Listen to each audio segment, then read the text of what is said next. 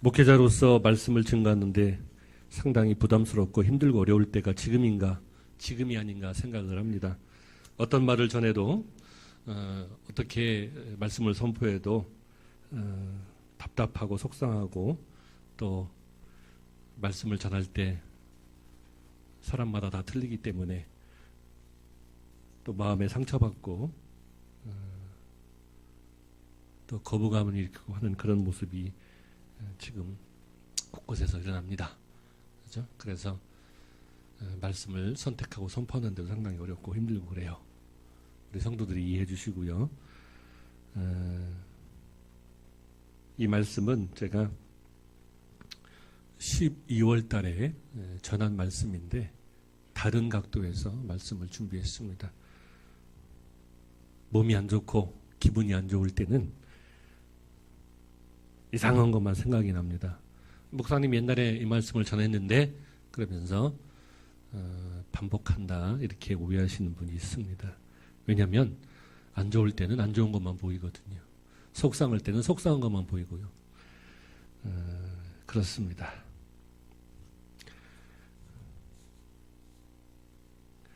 우리나라에서 유방암은 전체의 이제 거의 90% 이상 완치가 됩니다.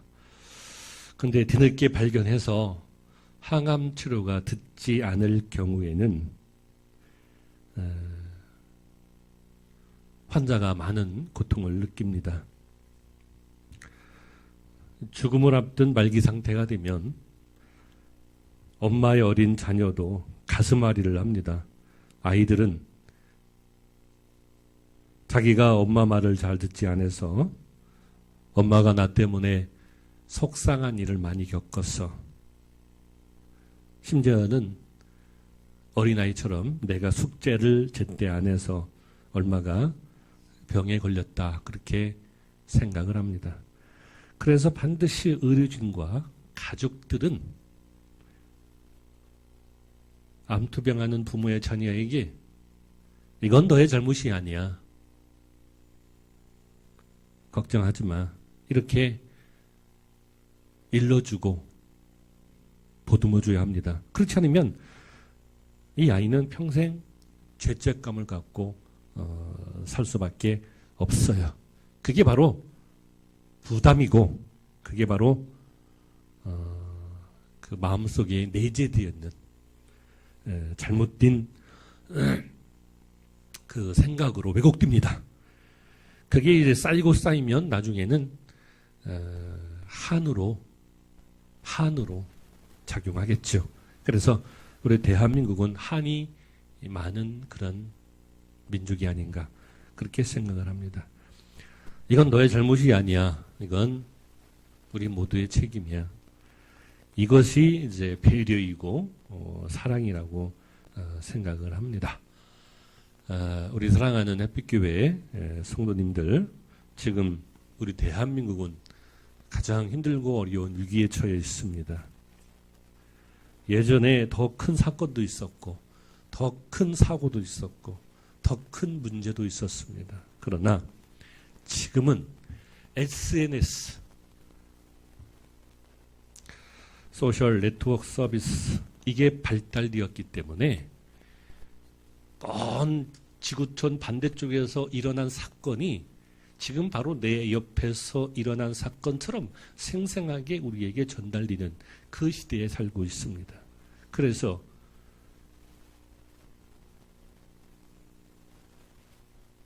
실시간으로 우리가 세상의 소식을 듣고 실시간으로 지구촌 반대에 있는 그 어떤 사고나 사건을 우리가 접할 수 있어서 좋은 점도 있지만 그만큼 현대인들에게 문명에 이기는 또 다른 고통을 주고 있어요. 그런 생각을 하시죠? 네, 그렇습니다.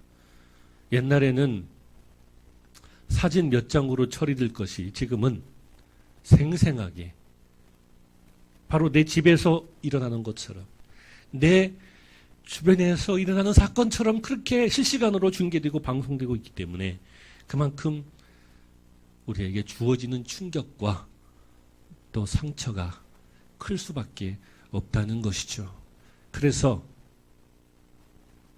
솔로몬이 모든 게 헛되다 그렇게 말하고 있는 것 같습니다. 그만큼 살기 좋아지고 풍족하고 여유가 있음으로 인해서 더 좋아질 줄 알았는데 오히려 그런 문명의 이기 때문에 우리가 더 고통받고 더 기름당하는 것이죠. 인간이 사는 사회는 완전하지 않습니다. 수많은 위험이 도사리고 있습니다. 그런데 실시간 네트워크 서비스 때문에 지금 내 옆에서 내 가정에서 일어나고 있는 사건처럼 나의 가슴을 치고 나에게 여러 가지 많은 문제를 제공해 주고 있는 것입니다. 언론이 그것을 하고 있죠.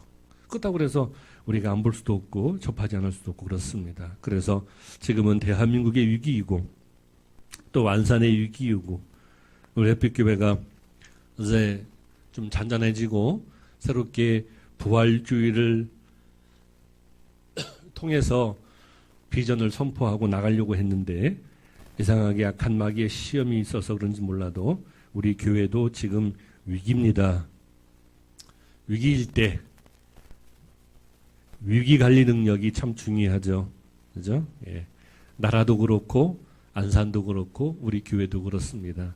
우리 모두가 위기 앞에서 위기 관리 능력을 잘 발휘해서 앞으로 더 좋은 대한민국, 더 좋은 안산시, 더 좋은 햇빛교회를 만들어가기를 예수님의 이름으로 간절히 부탁드리겠습니다.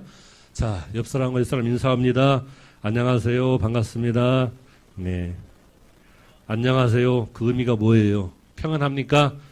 이런 뜻이죠. 예. 일주일 동안 편안하게 이렇게 다시 만날 수 있다는 게 정말 감사한 일인 거 미처 몰랐습니다.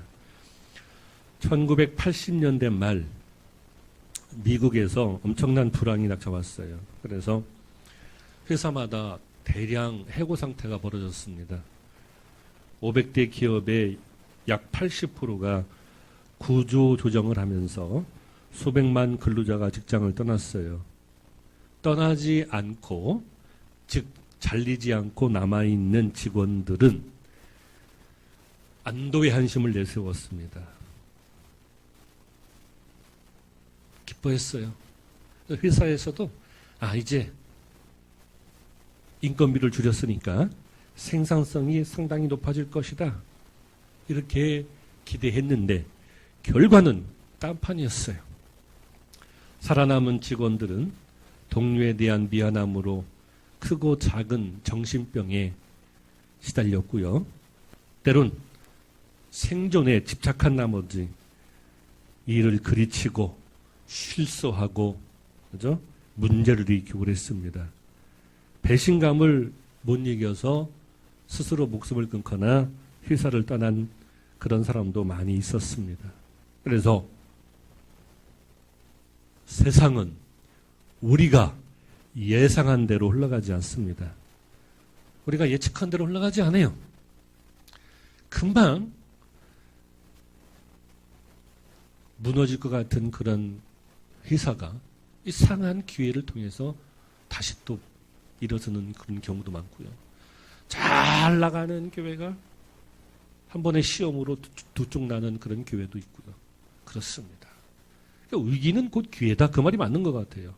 근데 선줄로 생각하면 곧 그때가 망하니라 하는 말도 맞는 것 같습니다. 그렇죠? 우리가 말로는 끄떡끄떡해요. 그런데 그때뿐이죠. 들을 때만 그렇습니다. 듣고 나서 교회를 떠나면 그 자리를 떠나면 새까맣게 잊어버립니다. 그런데 비싼 수업료를 내고 배우면 즉 나의 삶에 그와 같은 일이 벌어지면 그때 이제 확실하게 깨닫는 거예요. 그래서 비싼 수업료가 필요한 겁니다. 심리학자들은 베트남 전쟁 통해서 살아나온 군인들이 나치, 2차 세계대전, 나치의 유대인 학살, 즉 홀로코스트에서 생존한 사람들과 비슷한 고통을 겪는다는 사실을 알아내고 조사해서 보고서를 만들었어요. 이때부터 생존자 증후군. 옛날에는 뭐 전쟁이나 사고 때문에 그런 문제가 있어도 그냥 뭐 그럴 수 있지 그랬는데, 정식으로 그런 보고서를 내놓은 것이 베트남 전쟁 후에 자기 나라로 돌아온 그 참전 용사들이 이상한 고통을 겪고 사회에 적응하지 못하고 하니까 조사를 내서 발표를 했는데, 그때 나온 것이 생존자 증후군, 이런 말이 나오게 되었어요. 이들의 특징은 불안, 왠지 모를 불안, 우울, 그다음에 가슴 두근거림, 그리고 대인 기피, 또 좌절감, 이런 것이 나타났습니다. 지금 대한민국은 대리 외상 증후군에 빠져 있습니다. 일찍이 없었던, 또 앞으로도 없을 그런 특이한 행동 양식을 보이고 있습니다. 대리 외상 증후군. 사건 당사자가 아님에도 불구하고 외상 후 스트레스 장애처럼 외상에 빠지는 그런 모습을 보이고 있습니다. 주로 참혹한 사건, 사고, 이것을 자주 접하는 경찰관, 또 소방관, 또 목사님들이 잘 걸리는 질병입니다. 증상이 있어도 겉으로 표현되지 못하지만 속으로, 내면으로 억압되어 있는 그런 구조가 나타나고 있어요. 지시에 따른 학생들의 피해가 더 큰 사실은 우리 대한민국 사회의 믿음을 뿌리째 흔들어 놓고 있습니다. 그래서 위기라는 것입니다. 참담하죠. 5천만 대한민국 국민이 똑같은 증상을 앓고 있습니다. 상당한 시간이 흘러야 잊혀질 것입니다. 산자는 무심한 바다를 원망하다가 무기력하기 짝이 없는 나 자신 스스로를 돌아보면서 통환의 시간을 곱씹어요. 미장원에 가더라도, 식당에 가더라도, 친구들 모임에 가더라도 어디서든지 이 얘기밖에 하지 않습니다. 심한 무력감과 함께 지금 우리 사회를 지배하고 있는 또 다른 증상이 주체할 수 없는 분노와 울분이에요. 그래서 지금 막 폭발하고 싶은데, 그죠? 화나는데 누가 탁 건드리면 막 터질 듯이 그런 심정을 가지고 있습니다. 이게 이제 외상 후 울분 장애인데요. 지금은 안 나타나도 앞으로 6개월, 1년 후에 나타날 수 있습니다. 세월호 비극 후에 나타난 집단적 울분 장애는 사회가 정립지 않고 공정하지도 않고 신뢰할 수 없다는 그런 부정적인 요소들이 복합적으로 작용하는 그런 모양을 띠고 있습니다. 자연 앞에 인간이 얼마나 나약한지 참담하게 경험을 했습니다. 우리 모두 이럴 때일수록 자중자애하고 남 탓하지 말고 현재의 어려움을 슬기롭게 극복해 나가는 하나님의 성도들이 되시기를 예수님의 이름으로 축원합니다. 이제 살아남은 자, 우리 모든 국민들이 가슴앓이를 하고 있습니다. 대한민국 안산 시민 전체가 그렇습니다. 이때 서로서로 보듬어주고 감싸 안아주는, 그래서 여러 말 할 필요가 없어요. 힘내, 사랑한다, 미안하다, 그렇게 하는 겁니다. 그게 TV에서, 신문에서 그렇게 하는 이유가 멋있어서 하는 게 아니에요.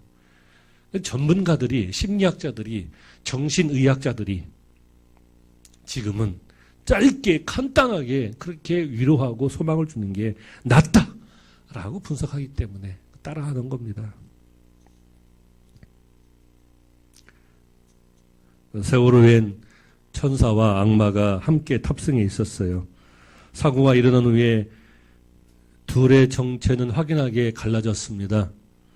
학생들을 구하기 위해서 승무원과 승객, 교사들은 목숨을 잃었지만 정작 구조 의무를 지닌 선장과 선원들은 도저히 이해할 수 없는 행동으로 많은 피해를 낳았습니다. 도대체 인간은 천사일까 악마일까? 4월 마지막 주일 아침에 나와서 목사님이 따분하고 복잡한 얘기해서 죄송합니다. 그러나 지금은 그럴 때이기 때문에 저도 이런 말을 준비할 수밖에 없습니다. 눈 감고 졸지 마시고요. 이럴 때일수록 똑똑히 응시하시고 잘 들어보세요. 인간은 천사일까 악마일까? 1960년대 미국의 사회심리학자 스탠리 밀그램은 한 가지 실험을 했습니다. 전문 배우에게 한 사람은 권위를 가진 교사처럼 행동하게 하고 한 사람은 고등학교 학생처럼 키가 작고 학생 스타일의 전문 배우를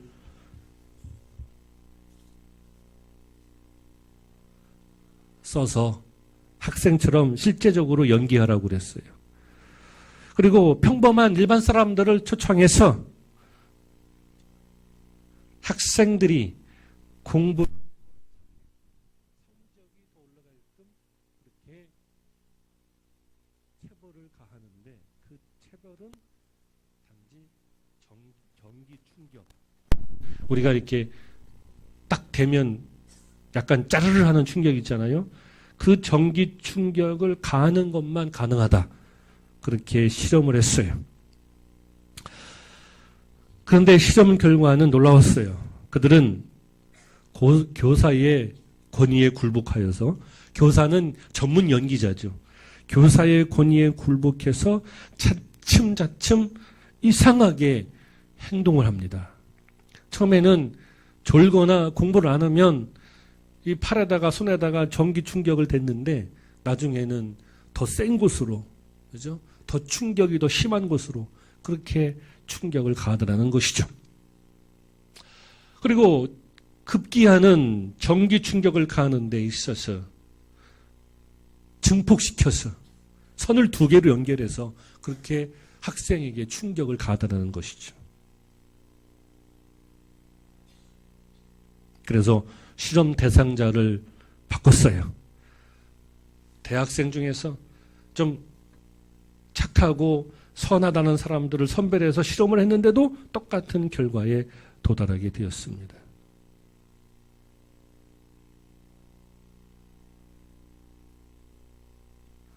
나중에 고통을 당하는 학생들과 친밀한 관계가 되었을 때, 그 관계가 회복되었을 때 비로소 그들이 얼마나 잘못된 짓을 하고 있는지 깨닫고 멈췄다고 합니다.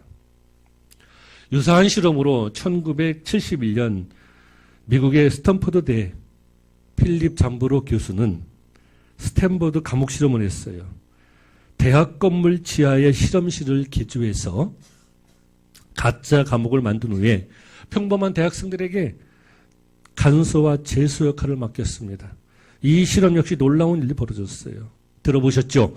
간소들은 시간이 지날수록 재수를 학대하고 고문하고 구박합니다. 처음엔 안 그랬는데 나중에는 진짜 자기들이 간소가 된 것처럼 그렇게 행동하는 거예요. 심지어는 재수를 너무나 심하게 학대하고 못 살게 하기 때문에 2주 예정으로 되어 있던 실험을 6일 만에 중단했다고 합니다. 이 실험에서 루시퍼 효과라는 그런 용어가 탄생되었어요. 루시퍼는 원래 천사였는데, 계명성. 성경에 루시퍼를 찾아보세요. 성경에 없어요. 근데 킹 제임스 번역에 보면 계명성을 루시퍼라고 번역을 해놨습니다. 이사야 14장에 보면 루시퍼는 원래 천사였는데 신처럼 되려고 교만해서 결국 세상으로 쫓겨난 악마라고 말하고 있어요. 킹 제임스 번역에 나옵니다.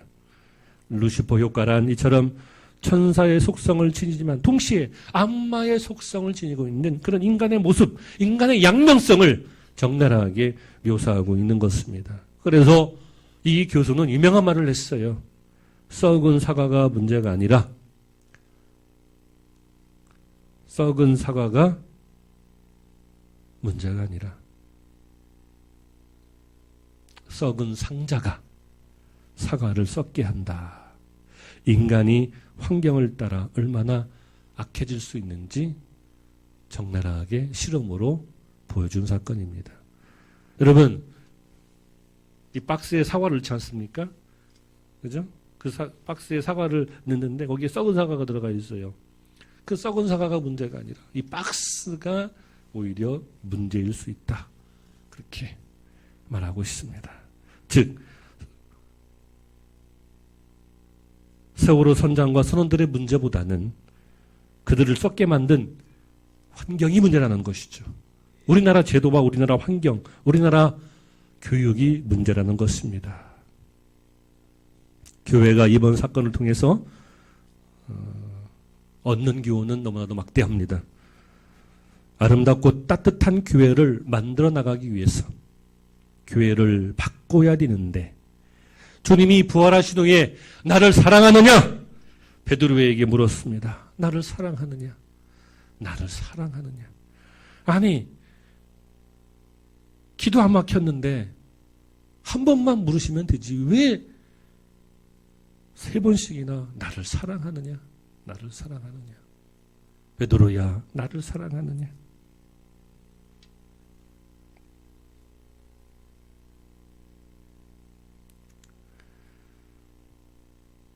여러분 한번 다 눈 감아보세요. 자, 눈 감아보세요. 제가 보고 있어요. 주님이 부활하신 후에 여러분에게 물었어요. 묻습니다. 나를 사랑하느냐? 나를 사랑하느냐? 나를 사랑하느냐? 네, 이제 눈 뜨세요. 교회는 다 문제가 있습니다. 세상 모든 교회는 다 문제가 있습니다. 문제 없는 교회는 교회가 아닙니다. 저 같은 사람이 교회 목사이니 교회가 문제일 수밖에 없죠. 저 같은 죄인이 교회의 목회자니 문제 있을 수밖에 없죠. 제가 문제가 있으니까 우리 햇빛교회에 문제가 있는 겁니다. 문제는 피한다고 없어지는 게 아니에요. 초등학교 때 중학교 올라가면 시험이 없다. 아니죠. 더 시험을 많이 보죠. 중학교 때 고등학교 올라가면 더 시험을 많이 보죠. 대학교 가면 놀아야 되겠다. 대학교는 더 공부를 많이 해야 됩니다. 피한다고 없어지는 게 아니에요. 그렇죠? 문제는 풀어야죠. 풀어야 됩니다. 베드로는 실패했어요. 베드로는 실패했습니다. 베드로는 문제투성이었어요. 그런 베드로를 주님은 다시 부르셔서 나를 사랑하느냐? 나를 사랑하느냐? 나를 사랑하느냐? 예수님께서 말씀하셨죠. 내 양을 쳐라. 내 양을 쳐라. 너도 문제이지. 너도 문제 있지. 그러면 문제 있는 내 양을 쳐라. 예수님께서 그렇게 말씀하신 겁니다. 말 잘 듣고 문제 없는 아이를 사랑하고 아끼기는 쉬워요. 그죠? 문제 없는 남편 사랑하기 쉽습니다. 그러나 문제 있는 아이 품고 가기 정말 힘들어요. 문제 있는 남편 사랑하고 아끼고 용서하기 힘듭니다. 남자들은 그죠? 어디로 튈지 몰라요. 도박을 좋아하거나 술을 좋아하거나 그죠? 또 여자를 좋아해서 바람피거나 또 어떤 사람은 스포츠에 또 그냥 빠져가지고 그냥 또 어떤 사람은 작게 등해가지고 그냥 그죠?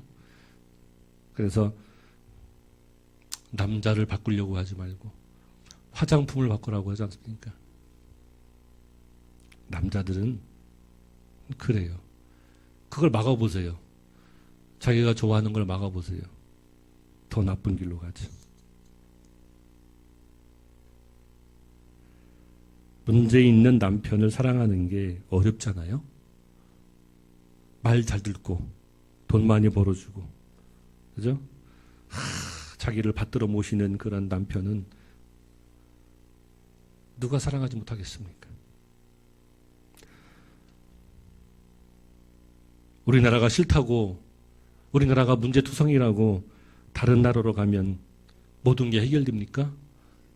마음이, 자신의 생각이 바뀌지 않았는데 문제 있는 교회를 사랑하는 마음이 바로 예수님의 마음이 아닌가, 그렇게 생각을 합니다. 저는 말씀을 준비하면서 엄청난 깨달음을 얻었어요. 어떤 깨달음이냐면 역사란 가정이 없다는 것입니다.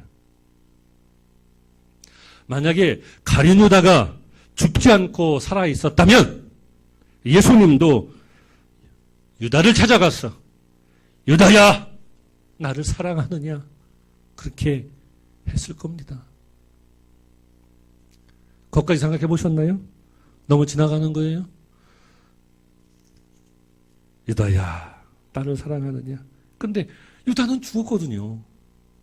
참고 견디고 살아 있었으면 예수님께서 베드로에게 찾아갔던 것처럼 가룟 유다에게 찾아왔어. 유다야, 비록 네가 나를 팔았지만 지금 다 끝났다. 내가 이렇게 사망 권세를 이기고 다시 부활했다. 유다야, 걱정하지 말라. 내가 너를 다 용서했느니라. 내 양을 치라. 이러면 아마 역사는 달라졌을 거예요. 그래서 천사와 악마는 종이 한 장 차이라고 하는 겁니다. 저는 대통령도 아니고 안산시장도 아니에요. 그냥 햇빛교회 목사입니다. 햇빛교회를 사랑하느냐. 그렇게 주님께서 지금 물으실 거예요. 여러분에게도 묻고 있습니다. 햇빛교회를 사랑하느냐. 네, 제가 사랑하고 주님을 사랑하고 교회를 사랑합니다. 자신 있게 말할 성도가 몇 명이나 있겠습니까? 그래서 예수님께서 가늠한 여자에게 너 중에 죄 없는 자가 먼저 저 여자를 돌로 쳐라! 그렇게 말씀하고 있는 것입니다. 네, 저는 햇빛교회를 사랑합니다.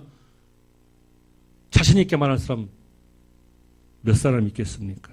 햇빛교회가 세월호처럼 침몰하고 무너져도 저는 햇빛교회랑 같이 죽겠습니다. 그래서 우리가 그들에게 돌을 던질 수 없는 이유가 되는 것입니다.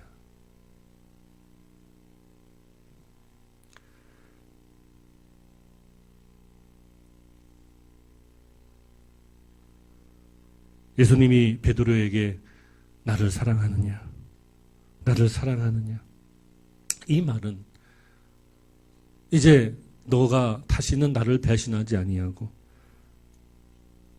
나를 위해 죽겠느냐, 그 말씀이거든요.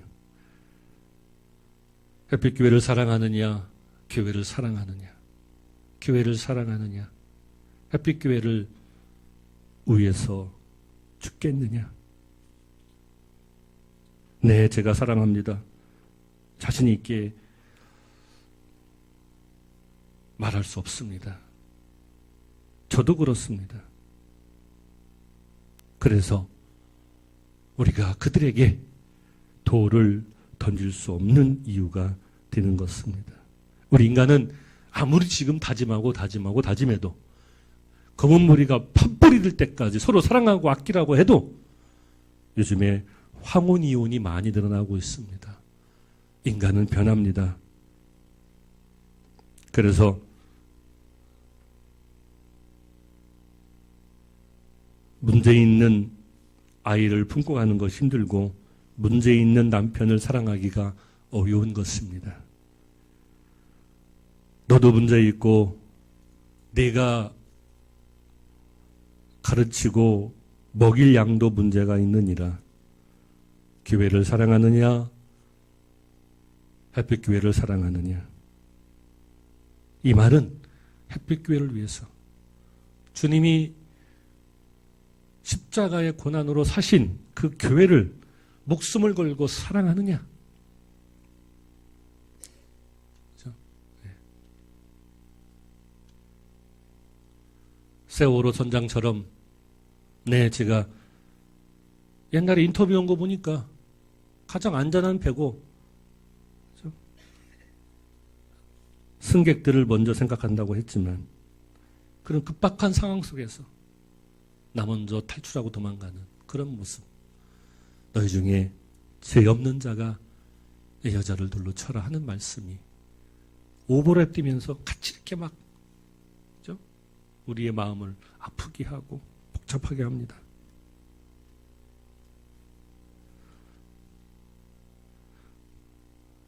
저와 여러분은 운명 공동체입니다.